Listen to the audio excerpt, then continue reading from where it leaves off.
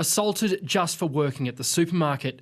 Combating retail and hospitality violence next on the agenda for a Premier struggling with rising crime. There'll be consequences for people who threaten, abuse workers. Including 5 years jail for assaulting a worker, laws the Premier first promised 18 months ago.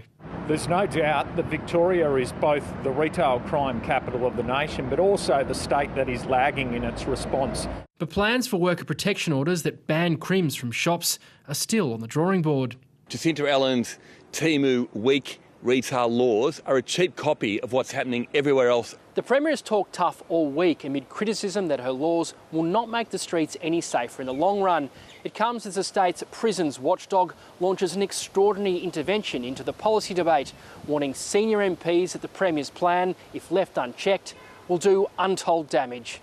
Rapid increases in the number of people in custody leads to less humane treatment and less effective rehabilitation, which does not improve community safety in the long run, the Ombudsman wrote to senior MPs. It is quite unprecedented. Marlo Baragwanath warning the Premier's plan to try teens as adults will make things worse in prison.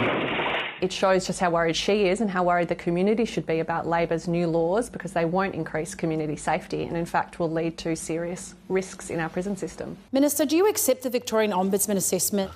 In short, no.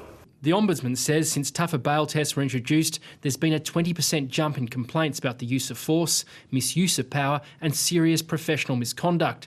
And it will get worse. She wants greater oversight powers. Not only will commit to ensuring we've got greater oversight, we'll be bringing in the system so we can give the next generation of kids going into the system the best opportunities. Richard Willingham, ABC News, Melbourne.